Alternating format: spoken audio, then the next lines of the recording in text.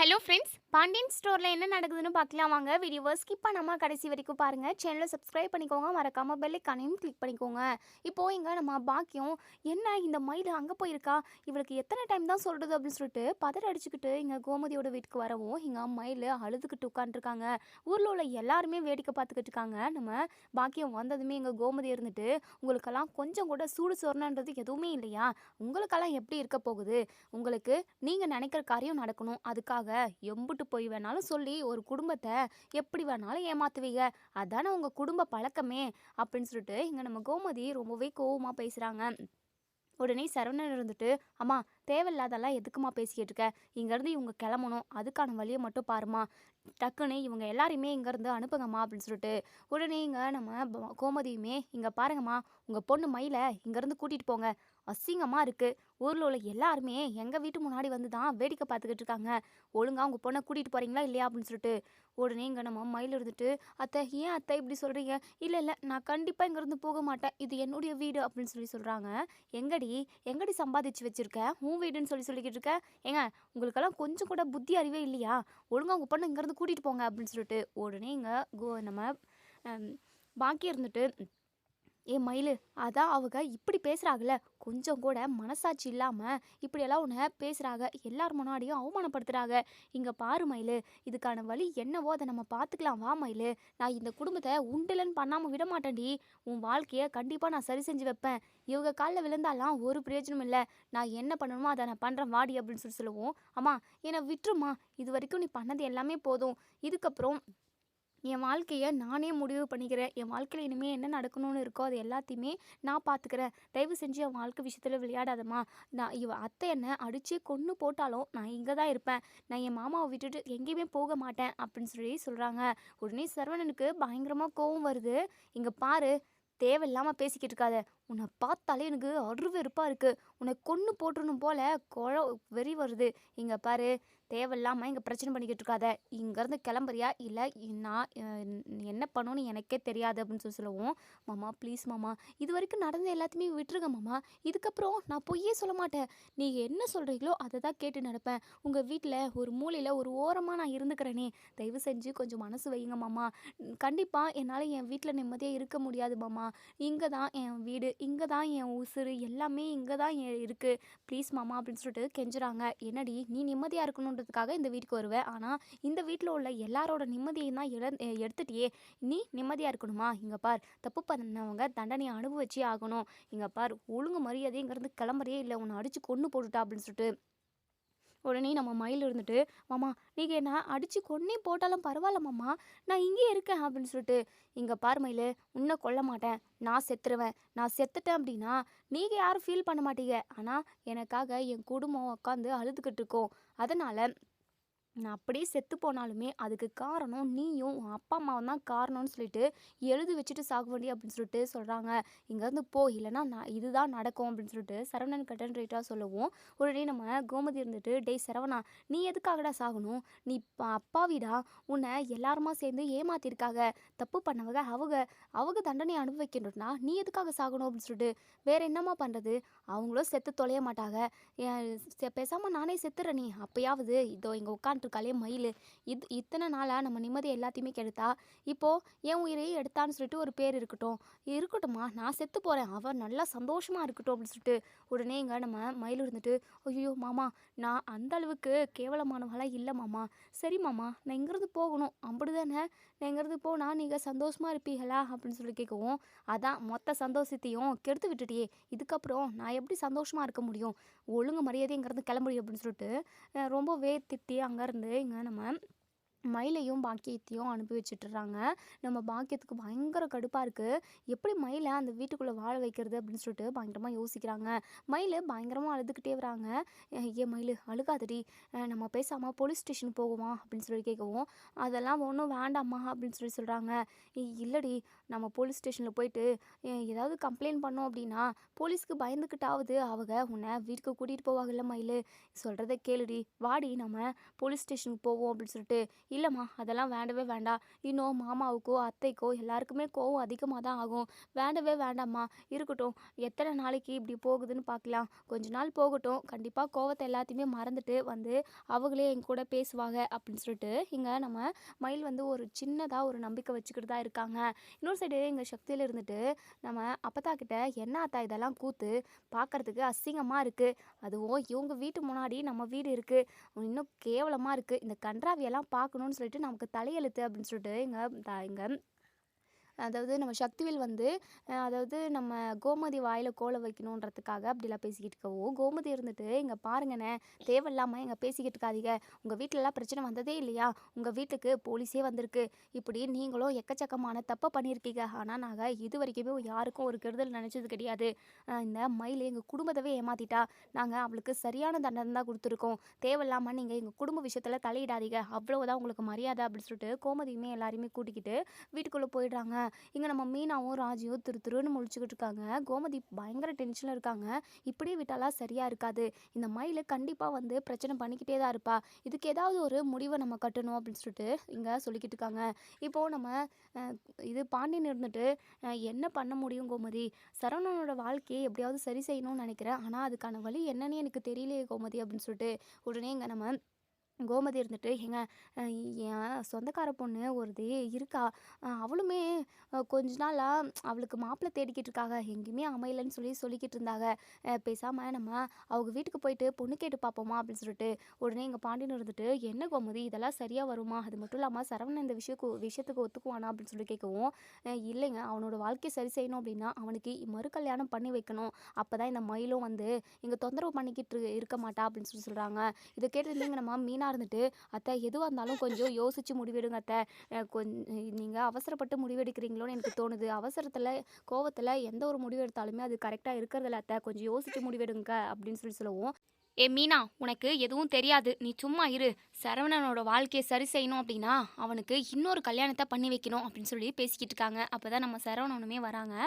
என்ன ஏதோ கல்யாணம்னு பேசிக்கிட்டு இருக்கீங்க அப்படின்னு சொல்லி கேட்கவும், டேய் சரவணா உனக்கு தாண்டா ரெண்டாம் தரமாக கல்யாணம் பண்ணலான்னு நினச்சி முடிவெடுத்திருக்கோம். நீ என்னடா நினைக்கிற இதை பற்றி அப்படின்னு சொல்லி கேட்கவும், ஆமாம் இதெல்லாம் எனக்கு வேண்டவே வேண்டாமா. கல்யாணம்னு நினச்சாவே எனக்கு வெறுப்பாக இருக்குது. எங்கேயாவது சாமியாரா சன்னியாசியாக போயிடலான்னு சொல்லிட்டு எனக்கு யோசனை வந்துக்கிட்டே இருக்குமா அப்படின்னு சொல்லிட்டு சொல்லவும், உடனே இங்கே நம்ம கோமதியை அழுகுறாங்க. டே சரவணா என்னடா சொல்கிற? நீயும் ஒரு குடும்பம் குட்டின்னு பிறந்து குடும்பமாக வாழ்வேன்னு சொல்லிட்டு நான் ஆசைப்பட்டேன்டா. ஆனால் நீ இப்போ ஏதோ காசி ராமேஸ்வரம் போகிறான் அப்படி இப்படின்னு என்னென்னவோ பேசிக்கிட்டு இருக்க. டே இதெல்லாம் வேணாண்டா. அம்மா சொல்கிற பேச்சு கேளுப்பா. உனக்கு ஒரு நல்ல வாழ்க்கை அமைச்சு வைக்கிறேன்ப்பா. அந்த மயில் தான் உன் வாழ்க்கை குழி தோண்டி புதைச்சிட்டு போயிட்டா. இங்கே பாருப்பா தயவு செஞ்சு நான் சொல்கிறத கேளுப்பா அப்படின்னு சொல்லுவோம். இல்லைம்மா எனக்கு என்னமோ ஒரு மாதிரி மனசு ரொம்ப ரொம்ப கஷ்டமாக இருக்குமா. என்னை யாருமே தொந்தரவு பண்ணாதீங்க. என்னை தனியாக விட்டுருங்கம்மா அப்படின்னு சொல்லுவோம். இங்கே பாரு சரவணா, நான் சொல்கிற பேச்சை நீ கேட்டு தான் ஆகணும். வேண்டாம்மா ஏற்கனவே நான் கேட்டது எல்லாமே போதும். இனிமே என் மனசுக்கு என்ன தோணுதோ அதை நான் செய்யலான்னு இருக்கேன். வெளியே கொஞ்ச நேரம் போயிட்டு வரமா அப்படின்னு சொல்லுவோம். உடனே எனக்கு கதிருமே அண்ணே நானும் வரேனே அப்படின்னு சொல்லிட்டு, என்னடா தனியாக விடுறதுக்கு பயமாக இருக்கா? நான் எதுவும் அப்படி பண்ணிக்கலாம் மாட்டேன். நீங்கள் கவலைப்படாதீங்க, இருக்கட்டும்ண்ணே நானும் வரேன் அப்படின்னு சொல்லிட்டு கதிருமே சரவணன் கூட போகிறாங்க. இப்போது இங்கே நம்ம கோமதியை பயங்கரமாக அழுதுகிட்டு இருக்காங்க. இங்கே பாண்டியன் இருந்துட்டு என்ன கோமதி எனக்கு தெரியும், சரவணன் இந்த விஷயத்தில் நம்ம சொல்கிற பேச்சை கேட்க மாட்டான்னு எனக்கு நல்லாவே தெரியும். ஏற்கனவே நம்ம சொன்னதை கேட்டு தானே அவனோட வாழ்க்கை இப்படி இருக்குது.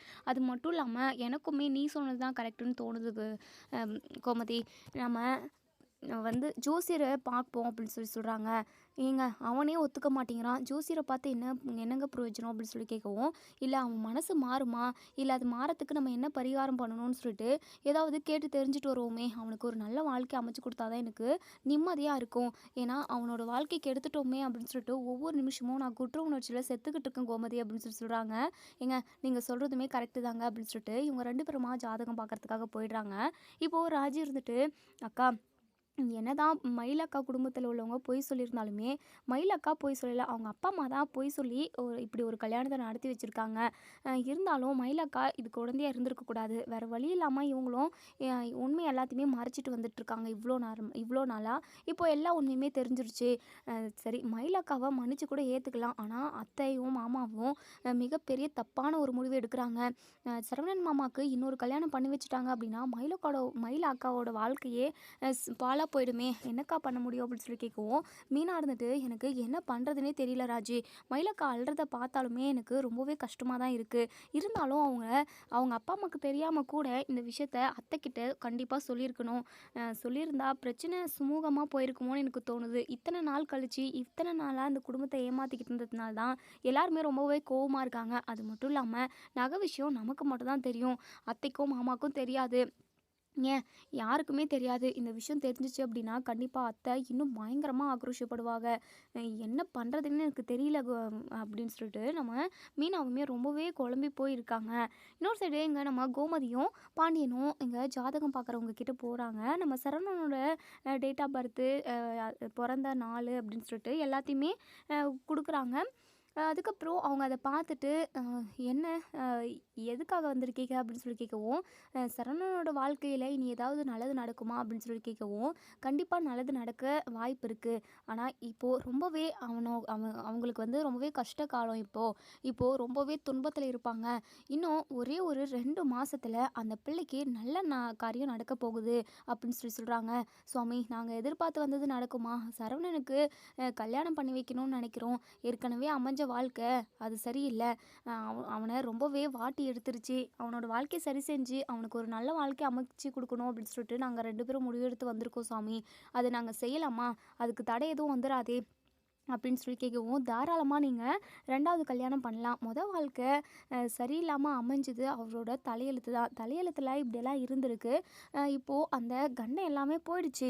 நீங்க மறு கல்யாணம் கண்டிப்பா பண்ணலாம். பண்ணீங்க அப்படின்னா கண்டிப்பா அவரோட வாழ்க்கை ரொம்ப சிறப்பா இருக்கும். நீங்க இப்பவே எல்லாம் பொண்ணு பார்த்து ரெடியா வச்சுருங்க. எப்படியும் 2 மாசத்துக்குள்ள அவரு கல்யாணம் பண்ணிக்கிட்டு ஒரு ஜோடியா தான் இருப்பாரு. இப்பத்துலருந்தே நீங்க வேலையெல்லாம் ஆரம்பிச்சுடுங்க அப்படின்னு சொல்லிக்கிட்டு இருக்காங்க. இப்போ இத கேட்டதுமே நம்ம பாண்டியனும் கோமதியும் பயங்கரமா சந்தோஷப்படுறாங்க. ஏங்க எப்படியோங்க சரவணனோட வாழ்க்கையில ஏதாவது நல்லது நடந்துச்சு அப்படின்னா எனக்கு ரொம்ப ரொம்ப சந்தோஷங்க. அவனோட வாழ்க்கைய எப்படியாவது நம்ம அழகா மாத்தி குடுத்துறணுங்க அப்படின்னு சொல்லிட்டு இங்க நம்ம கோமதி வந்து பேசிக்கிட்டு இருக்காங்க. இப்போ அதே சமயம் ஐயரையும் பார்த்து, அதாவது நாள் குறிப்பாங்க இல்லையா? நிச்சயதார்த்தத்துக்கு அவங்களையுமே பார்க்குறாங்க. அதாவது புரோக்கருமே பார்க்குறாங்க. இப்படி எல்லாரையுமே ஒரே நாள்ல பார்க்கணும் அப்படின்னு சொல்லிட்டு கோமதி வந்து சொல்லிக்கிட்டு இருக்கவும், உடனே நம்ம பாண்டியன் இருந்துட்டு, "கோமதி, நம்ம பொண்ணு வீட்ல ஃபர்ஸ்ட்டு பேசணும். பொண்ணு வீட்ல பேசிட்டு அவங்களுக்கு பிடிச்சிருக்கு அப்படின்னு சொல்லி சொன்னதுக்கப்புறம், எப்படியாவது சரவணன் மனச மாத்தி சரவணனையுமே ஓகே சொல்ல வைக்கணும். அந்த பொண்ணு நல்ல பொண்ணா? அந்த பொண்ணு அ பொய் சொல்லாத நல்ல குடும்பமா? அப்படிங்கிறத மட்டும் நம்ம பார்க்கணும். சரவணனுக்கு ஏத்த பொண்ணா அப்படிங்கிறத ஃபர்ஸ்ட்டு விசாரிச்சுட்டு அதுக்கப்புறம் நம்ம இந்த களத்தில் இறங்கலாம். இப்போதைக்கு ஐயரெல்லாம் பார்க்க வேண்டிய எந்த ஒரு சுச்சுவேஷனும் கிடையவே கிடையாது. ஏன்னா ஃபஸ்ட்டு பொண்ணை பார்க்கணும். நிறைய வேலை இருக்குது. வா கோமதி அப்படின்னு சொல்லிட்டு, ஏங்க பொண்ணு வீடு என் சொந்தக்காரங்க வீடு தான். என்ன அவங்களுக்கு ரொம்ப நல்லா தெரியும். ரொம்ப நல்லா என் கூடலாம் பேசுவாங்க. நம்ம இப்போவே அவங்க வீட்டுக்கு போயிட்டு சும்மா காதில் ஒரு பேச்சை போட்டு பார்ப்போமே அப்படின்னு சொல்லி சொல்கிறாங்க. உடனே இங்கே நம்ம பாண்டியனுமே, "சரி கோமதி, உன்னுடைய ஆசையை நான் ஏன் வேண்டான்னு சொல்ல போகிறேன், வா போகலாம்" அப்படின்னு சொல்லிட்டு இப்போது நம்ம கோமதியோட சொந்தக்காரவங்க வீட்டுக்கு போகிறாங்க. அவங்க வீட்டுக்கு போனதுமே அந்த பொண்ணுமே அப்போ தான் காலேஜ் போயிருக்குவாங்க. அதாவது இப்போது கோமதி போனதுமே அவங்க அப்பா அம்மா கிட்ட, அதாவது பொண்ணோட அப்பா அம்மா கிட்ட பேசுகிறாங்க. "இப்படி என் பையனுக்கு கல்யாணம் பண்ணணும். உங்கள் பொண்ணை கொடுக்குவீங்களா?" அப்படின்னு சொல்லி கேட்கவும், உடனே அவங்களுமே, "ரொம்ப நாளாக நாங்களுமே மாப்பிள்ளை தேடி அலைஞ்சிக்கிட்டு இருந்தோம். எங்களுக்கு செட்டான மாப்பிள்ளை யாருமே இல்லை கோமதி. உன் குடும்பத்தை பற்றி நான் நிறையவே கேள்விப்பட்டிருக்கேன். அது மட்டும் இல்லாமல் நீயுமே ரொம்ப நல்ல பொண்ணு, அது எனக்கு நல்லாவே தெரியும். கண்டிப்பாக என் பொண்ணு உன் பையனுக்கு கொடுத்தேன் அப்படின்னா கண்டிப்பாக நீங்கள் ரொம்ப நல்லா பார்த்துப்பீங்கன்னு எனக்கு நல்லாவே தெரியும்." அப்படின்னு சொல்லிட்டு எங்கள் பொண்ணோட அம்மாவுமே சொல்கிறாங்க. அவங்க அப்பாவுமே அதே தான் சொல்கிறாங்க. இப்போ கோமதியும் பாண்டியனும் குசு குசுன்னு பேசிக்கிறாங்க. சரவணனுக்கு ஏற்கனவே கல்யாணம் நடந்த விஷயத்த நம்ம சொல்லிடணும். எதுவுமே நம்ம மறைச்சி பொய் சொல்லியெல்லாம் கல்யாணத்தை பண்ணக்கூடாது. இவங்களுக்கு இது விருப்பம் அப்படின்னாவே ஓகே மாதிரி தான் அப்படின்னு சொல்லி நம்ம பாண்டியன் சொல்லுவோம். உடனே கோமதியுமே, "ஆமாங்க, அதை தான் நானும் மனசுலேயே நினச்சேன்" அப்படின்னு சொல்லிட்டு இப்போ பொண்ணோட அம்மா அப்பா கிட்ட இந்த விஷயத்த, கல்யாணம் நடந்த விஷயம், அதுக்கப்புறம் அவங்க ஃப்ராட் பண்ண வேலை விஷயம் அப்படின்னு சொல்லிட்டு நடந்த எல்லாத்தையுமே சொல்கிறாங்க. அவங்க கொஞ்ச நேரம் யோசிக்கிறாங்க. என்னதான் இருந்தாலும் 2ஆம் தரமாக என் பிள்ளைய எப்படிப்பா கல்யாணம் பண்ணி கொடுக்குறது அப்படின்னு சொல்லிட்டு கொஞ்சம் யோசிக்கிறாங்க. உடனே கோமதி இருந்துட்டு, "இங்க பாருங்க, என் பையனுக்கு இன்னும் பிள்ளை கூட பிறக்கல. ஏதோ விதியா அப்படி அப்படி விதியா மதியான்னு சொல்லுவாங்களே, அந்த மாதிரி அந்த பொண்ணு எங்கள் குடும்பத்தில் வந்து எங்கள் குடும்பத்தவே ஆட்டி படிச்சிருச்சு. அந்த பொண்ணு இனிமே தேடியே வராது. என் பையனுக்கு கல்யாணம் பண்ணிட்டோம் அப்படின்னா, கண்டிப்பாக அந்த பொண்ணால் எந்த பிரச்சனையுமே வராது. தயவு செஞ்சு உங்கள் பொண்ணை கொடுங்க அம்மா. கண்டிப்பாக நான் உங்கள் பொண்ணை ரொம்ப நல்லா பார்த்துப்பேன். என் பையனுமே சொக்க தங்கம். அவன் சொல் பேச்சு கேட்டு நடக்கிற பிள்ளை. உங்கள் பொண்ணு என்ன சொன்னாலும் கேட்பான். ரொம்ப நல்ல பையன். நாங்கள் சொல்கிற பேச்சை தாண்டி அவன் வேறு எதுவுமே பண்ண மாட்டான். அது மட்டும் இல்லாமல் உங்கள் பொண்ணை ரொம்ப நல்லா பார்த்துப்பான். நீங்கள் கொடுத்தீங்க அப்படின்னா உங்கள் பொண்ணு ரொம்ப நல்லா இருக்கும்." அப்படின்னு சொல்லிட்டு இங்கே நம்ம கோமதி வந்து திரும்ப திரும்ப பேசிக்கிட்டு இருக்கவும் அவங்க அப்பா அம்மாவோட மனசுமே மாறுது. "சரிங்க, நான் என் பொண்ணு வந்ததும் கேட்டுட்டு நாங்கள் உங்களுக்கு ஈவினிங் கால் பண்ணுறோம்." அப்படின்னு சொல்லிட்டு பொண்ணோட அப்பா அம்மாவுமே சொல்லிடுறாங்க. இப்போது கோமதியும் பாண்டியனும் வீட்டுக்கு வந்துக்கிட்டு இருக்காங்க. கோமதி இருந்துட்டு, "ஏங்க அவங்க ஓகே சொல்லிட்டாங்க, ஆனால் அந்த பொண்ணு என்ன சொல்லுன்னு தெரியலையே." அப்படின்னு சொல்லிட்டு புலம்பிக்கிட்டே வராங்க. "ஏன் கோமதி, ஈவினிங் அவங்களே கால் பண்ணாருன்னு சொல்லியிருக்காங்கல்ல, அந்த பொண்ணு என்ன சொல்கிறதோ அதை நமக்கு கால் பண்ணி சொல்லுவாங்க. அது வரைக்கும் நீ மண்டையை போட்டு பிச்சுக்காம இரு, வா வீட்டுக்கு போகலாம், எல்லாமே நல்லதாக தான் நடக்கும்." அப்படின்னு சொல்லிட்டு இவங்க 2 பேருமா ரொம்பவே சந்தோஷமாக வீட்டுக்கு போயிட்டு ராஜிக்கிட்டேயும் மீனாகிட்டேயும் இந்த விஷயத்த சொல்கிறாங்க. இப்போது நம்ம ராஜி இருந்துட்டு, "அத்தை, எதுக்காக அத்தை அவசரப்படுறீங்க? மயிலக்காவை பற்றி கொஞ்சம் கூட நீங்கள் யோசிச்சு பார்க்க மாட்டீங்களா?" அப்படின்னு சொல்லி கேட்கவும், "இங்கே பாரு ராஜி, தேவையில்லாமல் இந்த விஷயத்துலலாம் நீ மூக்க நுழைக்காத. சரவணன் வாழ்க்கை விஷயத்தில் எங்களுக்கு என்ன முடிவெடுக்கணும்னு நல்லாவே தெரியும்." அப்படின்னு சொல்லிட்டு இங்கே நம்ம கோமதியும் பாண்டியனும் போயிடுறாங்க. இப்போது நம்ம மீனாவும் ராஜியும் பேசிக்கிறாங்க.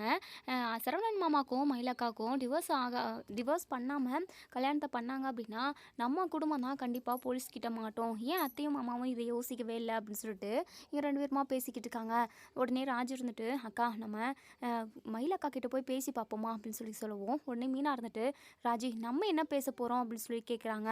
அது வந்து, இல்லைக்கா, நம்ம நகை விஷயத்த கூட மறைச்சிக்கிட்டு தான் இருக்கோம். அது மட்டும் இல்லாமல் கல்யாண ஏற்பாடெல்லாம் பண்ணிக்கிட்டு இருக்காங்க. இந்த விஷயமெல்லாம் அக்காவுக்கு தெரியணும்ல." அப்படின்னு சொல்லுவோம். "என்ன ராஜி, இந்த விஷயத்த நம்ம போய் சொன்னோம் அப்படின்ற விஷயம் அத்தைக்கு தெரிஞ்சது அப்படின்னா அம்புட்டு தான், உனக்கு தெரியும்ல." அப்படின்னு சொல்லிட்டு, "இல்லைக்கா, என்னதான் இருந்தாலும் ஒரு பொண்ணோட வாழ்க்கை கெட்டு போகிறத பார்த்துட்டு என்னால் சும்மா இருக்க முடியலக்கா. என்னதான் அவங்க தப்பே பண்ணியிருந்தாலுமே நம்ம எதுவாக இருந்தாலும் பேசி தீர்த்து இருந்துக்கணும். ஒரே அடியாக சரவணன் மாமாவுக்கு கல்யாணம் பண்ணி வச்சுட்டோங்க அப்படின்னா கண்டிப்பாக மயிலக்காவோட வாழ்க்கை என்னத்துக்கு ஆகிறது? பாவம், அவங்க அழுதழுதே ஏதாவது ஆகிடுவாங்க." அப்படின்னு சொல்லிட்டு பேசிக்கிட்டு இருக்காங்க. "நீ இந்த விஷயத்தில் கண்டிப்பாக நம்மளால் இன்னுமே பண்ண முடியாது ராஜி." அப்படின்னு சொல்லி பேசிக்கிட்டு இருக்கவும் இங்கே நம்ம பாண்டியனும் நம்ம கோமதியும் கல்யாணத்துக்கான எல்லா ஏற்பாடுமே பண்ணுறாங்க. பொண்ணு வீட்டிலேருந்து இங்கே அதாவது ஓகேவுமே சொல்லிட்டாங்க. இப்போது நம்ம சரவணன்கிட்டையுமே சொல்கிறாங்க. உடனே நம்ம கோமதி சரவணனோட காலில் யாரும் இல்லாமல் ரூமில் இருக்காங்க. அப்போது சரவணனோட காலில் விழுந்து, "இங்கே பாருடா, நான் சொல்கிறது கேளுடா, உன் வாழ்க்கை நான் கண்டிப்பாக சரி செஞ்சு கொடுப்பேன். நல்ல பொண்ணாக பார்த்து உனக்கு கண்டிப்பாக கல்யாணம் பண்ணி கொடுப்பேன். அதே மாதிரி வாழ்க்கை ஆன மாதிரி உனக்கு 2வது வாழ்க்கை கெட்டெல்லாம் போகாதுடா. நீ நல்லா இருக்கணும் சரவணா, ப்ளீஸ் சரவணா, இதுக்கு ஓகே சொல்லு." அப்படின்னு சொல்லிட்டு இங்கே காலில் விழுறாங்க. உடனே நம்ம சரவணன் இருந்துட்டு, "ஏதோ ஒன்று பண்ணுங்கம்மா, உங்கள் திருப்திக்கு எது வேணாலும் பண்ணுங்க. ஆனால் எனக்கு எதுவுமே மனசுக்கு நிறைவாக இருக்காது. நீங்கள் என்ன சொன்னாலும் கேட்குறேன், ஒரு பொம்மை மாதிரி." அப்படின்னு சொல்லிட்டு, "டே சரவணா, இப்படிலாம் சொன்னால் எப்படிரா?" அப்படின்னு சொல்லி கேட்கவும் பாண்டியன் இருந்துட்டு, "இங்கே பாரு கோமதி, நீ கவலைப்படாத, எல்லாமே சரியாயிடும். எல்லாமே கல்யாணம் ஆனதுக்கப்புறம் சரவணனோட வாழ்க்கை ரொம்ப நல்லா அழகாக மாறிடும். அதான் ஜோசியரே சொல்லியிருக்காருல." அப்படின்னு சொல்லிட்டு சொல்கிறாங்க. சரிங்க, நம்ம நிச்சயதார்த்தத்துக்கு நாள் குறிச்சிருவோம். நிச்சயதார்த்தத்தை ரொம்ப சிம்பிளாக வச்சுக்கோங்க. அதுக்கப்புறம் கல்யாணத்தை கொஞ்சம் நம்ம வீட்டிலேயே கூட கிராண்டாக பண்ணுற மாதிரி பண்ணிடலாம் அப்படின்னு சொல்லிட்டு பேசிக்கிட்டு இருக்காங்க. இப்போது இங்கே அதாவது நம்ம பாண்டியனும் கோமதியும் சரவணனுக்கு கல்யாணம் ஏற்பாடு பண்ணுற விஷயம் எல்லாமே இங்கே சக்திவேலுக்கு தெரியுது. சக்திவேலும் முத்துவேலும் பேசிக்கிறாங்க. "என்னென்ன இது, யாருக்குமே தெரியாமல் கமுக்கமாக கல்யாணத்தை முடிச்சிடலான்னு பார்க்குறாங்க. அது மட்டும் இல்லாமல் பொண்ணு வீடு வந்து நம்ம சொந்தக்காரங்க வீடு தானே, உனக்கு தெரியுமா?" அப்படின்னு சொல்லி கேட்கவும், இப்போ "டே யார்ரா?" அப்படின்னு சொல்லி கேட்கவும், "அதான் இங்கே வரலட்சுமி இருக்காங்கல்ல, வரலட்சுமி அக்கா, அவங்க பொண்ணு தாங்க அண்ணே." அப்படின்னு சொல்லிட்டு சக்திவேல் சொல்கிறாங்க. "அண்ணே, இந்த கல்யாணத்தை நல்லா சிறப்பமாக நடக்கவே விடக்கூடாதுண்ணே." அப்படின்னு சொல்கிறாங்க. "சரிடா, ஏதோ ஒன்று பண்ணுடா." அப்படின்னு சொல்லவும் உடனே நம்ம சக்திவேல் வந்து நேராக மயிலோட வீட்டுக்கு போகிறாங்க. எங்கள் சக்திவேலை பார்த்ததுமே இங்கே நம்ம பாக்கியம் இருந்துட்டு, "வாங்கய்யா, எதுக்காக நீங்கள் இவ்வளோ தூரம் எங்கள் வீட்டை தேடி வந்திருக்கீங்க?" அப்படின்னு சொல்லுவோம். "உங்கள் பொண்ணோட வாழ்க்கையை பற்றி தான் நான் பேச வந்திருக்கேன். உன் பொண்ணை கடைசி வரைக்கும் பாண்டியன் வீட்டில் வாழவே வைக்க முடியாது." அப்படின்னு சொல்கிறாங்க. இதை கேட்டதுமே நம்ம பாக்கியம் பயங்கரமாக அதிர்ச்சி ஆகுறாங்க. மயிலுமே திருன்னு முழிக்கிறாங்க. "என்ன சொல்கிறீங்க ஐயா?" அப்படின்னு சொல்லி கேட்கவும் உடனே சக்திவேல் இருந்துட்டு, "சரவணனுக்கு அதாவது கல்யாண ஏற்பாடு நடந்துக்கிட்டு இருக்கு இல்லையா, அது எல்லாத்தையுமே இங்கே சொல்லிக்கிட்டு இருக்கவும் இதை கேட்டு நம்ம மயிலு பயங்கரமாக அழுக ஆரம்பிச்சிடுறாங்க. பாக்கியம் இருந்துட்டு, "என்னங்க சொல்கிறீங்க, நீங்கள் சொல்கிறது உண்மையா?" அப்படின்னு சொல்லி கேட்கவும், "ஆமாங்க, இது எல்லாமே நான் தீர விசாரிச்சுட்டு தான் வந்தேன். இந்த பாண்டியனும் கோமதியும் 2 பேருமா சேர்ந்து ரகசியமா சரவணனுக்கு கல்யாணத்த பண்ணி முடிச்சிடலான்னு பார்த்துக்கிட்டு இருக்காங்க. பாக்கியம், "ஐய்யய்யோ! அந்த குடும்பம்லாம் சேர்ந்து என் தலையில இடிய தூக்கி போட பார்க்குறாங்களா? கண்டிப்பா நான் அவங்கள யாரையுமே சும்மா விட மாட்டேன்" அப்படின்னு சொல்லிட்டு கொந்தளிக்கிறாங்க. உடனே இவங்க சக்தியில இருந்துட்டு, "என்னம்மா இங்கேயே பேசிக்கிட்டு இருந்தா என்ன அர்த்தம்?" "ஐயா என்ன பண்ணுறதுன்னு எனக்கு தெரியல ஐயா" அப்படின்னு சொல்லவும், "ஏம்மா இப்போவே போய் போலீஸ் ஸ்டேஷனில் கம்ப்ளைண்ட் பண்ணிங்கன்னா கண்டிப்பாக அவங்க மேலே கேஸை போட்டு உள்ளே தூக்கி போட்டுருவாங்க. அது மட்டும் இல்லாமல் நீங்கள் என்ன சொல்கிறீங்களோ அங்கே அதான் சட்டமே நடக்கும். ஏன்னா உங்கள் பொண்ணுக்கும் அந்த சரவணனுக்கும் டிவோர்ஸே ஆகலை. அதெல்லாம் எதுவுமே அவங்க யோசிக்காம சரவணன் பையனுக்கு கல்யாணத்தை பண்ணி முடிச்சிட்டா போதும்னு சொல்லிட்டு அவங்க எல்லாருமே ஏற்பாடு பண்ணிக்கிட்டு இருக்காங்க. நீங்கள் என்ன பண்ணுங்க, நேராக போயிட்டு போலீஸ் ஸ்டேஷனில் கம்ப்ளைண்ட் பண்ணுங்க. அதுக்கப்புறம் போலீஸ் எல்லாத்தையும் பார்த்துக்குவாங்க. நீங்கள் கவலையே பட வேண்டாம்" அப்படின்னு சொல்லிட்டு உடனே இங்கே நம்ம மயில் இருந்துட்டு, "அம்மா நம்ம இப்போவே போலீஸ் ஸ்டேஷன் போகலாமா? அவங்க கல்யாணத்தை எது அவசர அவசரமாக செஞ்சு முடிச்சுட்டு ஆகலைன்னா என்னம்மா பண்ண முடியும்? என் வாழ்க்கையே போயிடும்" அப்படின்னு சொல்லிட்டு அழுகுறாங்க. உடனே பாக்கியம் இருந்துட்டு, "ஏய் நான் அப்போவே தானே சொன்னேன் போலீஸ் ஸ்டேஷன் போயிட்டு கம்ப்ளைண்ட் பண்ணலாண்டி. எப்படியாவது உன்னை அந்த வீட்டுக்குள்ளே வாழ வைக்கிறதுக்கு நான் உன்னை கொண்டு போய் விட்டுடுறேன்" அப்படின்னு சொல்லிட்டு எவ்வளவோ என் தலைப்பாடம் அடிச்சுக்கிட்டேன். ஆனால் நீ எங்கே கேட்ட? "அம்மா வாம்மா இப்போவே போகலாம், பேசுறதுக்கு டைமே இல்லை. என் சரவணன் மாமா யாருக்குமே கிடைக்கக்கூடாது, அவர் எனக்கு மட்டும்தான். நான் அவர் கூட ஒன்று சேர்ந்து வாழணும்னு சொல்லிட்டு நிறைய கனவு ஆசைன்னு சொல்லிட்டு எக்கச்சக்கமாக இருந்ததுமா. எல்லாமே இப்போது போயிடும் போல இருக்குது. தயவு செஞ்சு வாம்மா" அப்படின்னு சொல்லிட்டு உடனே பாக்கியம் இருந்துட்டு, "ஐயா நீங்களும் வரீங்களா? நீங்கள் இந்த ஊரில் பெரிய மனுஷங்க. நீங்கள் வந்து போலீஸ்கிட்ட சொன்னீங்க அப்படின்னா கண்டிப்பாக எங்களோட கேஸை சீக்கிரமாக இப்போவே அதாவது ரொம்ப ஸ்ட்ராங்காக எடுப்பாங்க" அப்படின்னு சொல்லி சொல்கிறாங்க. "சரிங்கம்மா நீங்கள் கவலையப்படாதீங்க, நாங்கள் வரோம்" அப்படின்னு சொல்லிட்டு இங்கே நம்ம சக்திவேலுமே பாக்கியத்து கூட போகிறாங்க. இப்போ இவங்க 3 பேருமா போயிட்டு நடந்த எல்லாத்தையுமே சொல்கிறாங்க. இந்த மாதிரி என் பொண்ணை வந்து அந்த வீட்டில் வாழவே விட மாட்டேங்கிறாங்க. என் பொண்ணோட வீட்டுக்காரரும் மாமியாரும் குடும்பமாக சேர்ந்து என் பொண்ணை வீட்டை விட்டு வெளியே துரத்திட்டாங்க அப்படின்னு சொல்லி சொல்லவும், "என்னம்மா பிரச்சனை, எதுக்காக அப்படி பண்ணாங்க" அப்படின்னு சொல்லி கேட்கவும், "அது வந்துங்க அது வந்து இன்னுமே இல்லைங்க. நான் 80, 90 பவுன் நகை போட்டேன். ஆனால் அவங்களுக்கு பத்தலையாம். அதனால தான் கொடுமை பண்ணி வீட்டை விட்டு துரத்திட்டாங்க" அப்படின்னு சொல்லவும், எங்க மயில் அதிர்ச்சி ஆகுறாங்க. "ஐயோ அம்மா என்னம்மா, ஏய் மயில் சும்மா இருடி" அப்படின்னு சொல்லவும், அது சீக்கிரமாக அங்கே போயிட்டு நடக்கக்கூடிய கல்யாணத்தை தடுத்து நிறுத்துங்களேன்" அப்படின்னு சொல்லிட்டு சொல்கிறாங்க. "எப்போம்மா கல்யாணம் வச்சுக்கிறாங்க" அப்படின்னு சொல்லி கேட்கவும், "அதெல்லாம் தெரியல சார். கல்யாணம் பண்ணுறதா ஏற்பாடு பண்ணிக்கிட்டு இருக்காங்களாம். மற்றபடி எனக்கு எந்த விவரமும் தெரியாது. என் பொண்ணோட வாழ்க்கையை நீங்கள் தான் காப்பாற்றி கொடுக்கணும். நீங்கள் தான் எங்கள் குலசாமி. தயவு செஞ்சு என் பொண்ணோட வாழ்க்கையை காப்பாற்றி கொடுங்களேன்" அப்படின்னு சொல்லிட்டு இங்கே நம்ம அதாவது பாக்கியம் வந்து சொல்கிறாங்க. இப்போ போலீஸ் இருந்துட்டு யோசிக்கிறாங்க. உடனே சக்தியில் இருந்துட்டு, "ஏப்பா இங்கே பாருங்கப்பா, சீக்கிரமாக போயிட்டு அந்த பாண்டியன் குடும்பத்தில் உள்ளவங்களை எல்லாரையுமே அரெஸ்ட் பண்ணி ஜெயிலில் போடுங்கப்பா. அப்போ தான் இந்த மாதிரி வரதட்சணை கொடுமை ஒழியும்" அப்படின்னு சொல்லிட்டு சொல்கிறாங்க.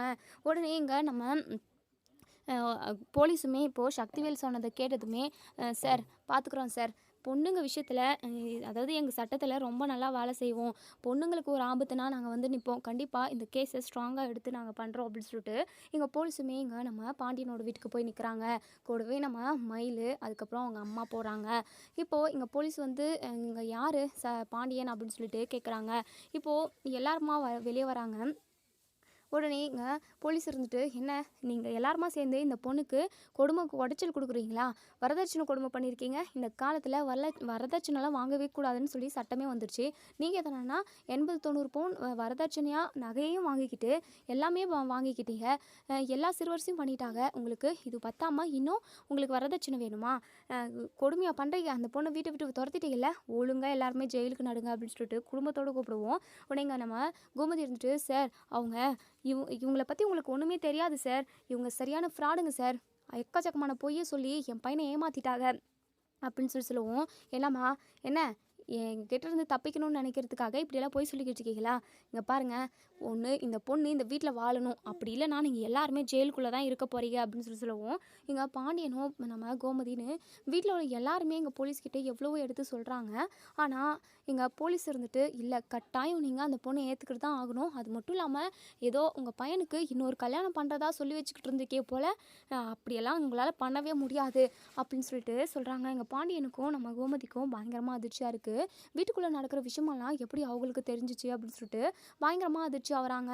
"சார் அது வந்து சார் நீங்கள் கல்யாணத்துக்கான ஏற்பாடு பண்ணீங்களா இல்லையா" அப்படின்னு சொல்லி கேட்கவும், "அது வந்து சார் இப்படிப்பட்ட பொண்ணை கல்யாணம் பண்ணிவிட்டு என்ன சார் பண்ண முடியும்? என் பையனோட வாழ்க்கையை சரி செஞ்சு வைக்கணுன்றதுக்காக தான் நாங்கள் இன்னொரு கல்யாணத்துக்கு ஏற்பாடே செஞ்சோம்" அப்படின்னு சொல்லவும், "என்னம்மா உங்களுக்கெல்லாம் குளிர் விட்டு போச்சா? இன்னும் 2 பேருக்கும் டிவோர்ஸே நடக்கலை. நீங்கள் பாட்டுக்கு ஒரு பொண்ணை பார்த்து கல்யாணம் பண்ணலான்னு சொல்லிட்டு ஏற்பாடு பண்ணிக்கிட்டு இருக்கீங்களா? குடும்பமாக ஒட்டு மொத்தமாக தூக்கி ஜெயிலில் போட்டுருவோம் பார்த்துக்கோங்க. இங்கே பாருங்கள், இன்னொரு கல்யாணமெல்லாம் நீங்கள் பண்ணவே கூடாது அப்படின்னு சொல்லுவோம். சரவணன் இருந்துட்டு, இங்கே பாருங்கள் சார், இவ கூட என்னால் ஒன்று சேர்ந்தெல்லாம் வாழ முடியாது சார், இவ சரியான பொய்க்காரி சார் அப்படின்னு சொல்லிட்டு ஒவ்வொரு பொய்யா சொல்கிறாங்க. அதே சமயம் நம்ம மீனாவுமே, சார் இவங்க 80 பவுன் போட்டாங்கன்னு சொல்கிறாங்கல்ல, அதெல்லாம் பொய் சார், அவங்க போட்டதே 8 பவுன் தான், மற்றபடி எல்லாமே கவரிங்கு, பேருக்கு மட்டும் 80 பவுன் போட்டுக்கிறேன் அப்படின்னு சொல்லிட்டு ஊர் ஃபுல்லாக பெருமை பேசிக்கிட்டு திரியிறாங்க அப்படின்னு சொல்லிட்டு நம்ம மீனா மொத்த உண்மையுமே உடைக்கவும், இங்கே நம்ம கோமதி பாண்டியன்னு வீட்டில் உள்ள எல்லாருக்குமே பயங்கர அதிர்ச்சி தான்.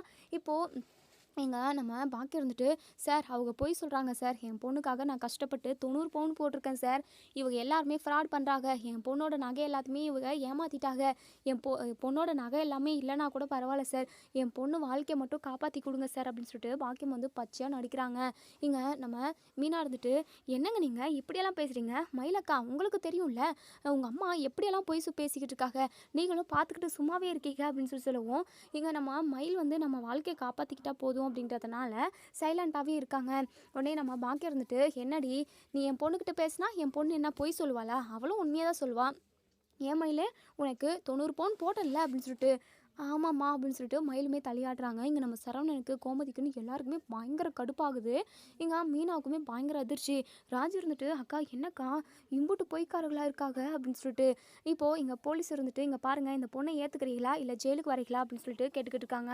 என்ன முடிவெடுக்கிறதுன்னு தெரியாமல் இங்கே பாண்டியன் குடும்பமே ஒரு மாதிரி பதட்டத்தில் நின்றுக்கிட்டு இருக்கவும், இப்போது நம்ம மயிலுமே போலீஸ்கிட்ட சொல்கிறாங்க, நான் இவங்க கூட ஒன்று சேர்ந்து வாழணும்னு ஆசைப்பட்றேன், இவங்களை ஜெயிலுக்குள்ளெல்லாம் போடாதீங்க, நான் இந்த வீட்டில் வாழணும்னு நினைக்கிறேன், அதை மட்டும் பண்ணுங்க அப்படின்னு சொல்லுவோம். இங்கே நம்ம அதாவது சரவணனுக்கு பயங்கரமாக கோவம் வருது. ஏய் என்னடி நடிச்சுக்கிட்டு இருக்கே அப்படின்னு சொல்லிட்டு திட்ட வராங்க. இதோட இந்த ரிவ்யூ முடியுது. இதுக்கப்புறம் என்ன நடக்க சொல்லி வெயிட் பண்ணி பார்ப்போம் ஃப்ரெண்ட்ஸ். கோமதியும் பாண்டியனும் நினச்ச மாதிரி சரவணனுக்கு இன்னொரு கல்யாணத்தை பண்ணுவாங்களா, இல்லை வேறு என்ன முடிவு பண்ணுவாங்க, அதே சமயம் போலீஸ் இருக்கிறதுனால வேறு வழி இல்லாமல் மயிலை வீட்டுக்குள்ளே ஏற்றுப்பாங்களா அப்படிங்கிறத நம்ம வெயிட் பண்ணி பார்ப்போம் ஃப்ரெண்ட்ஸ். வீடியோ பிடிச்சிருந்தா லைக் பண்ணி கமெண்ட் பண்ணி தருவீங்க. தேங்க்யூ.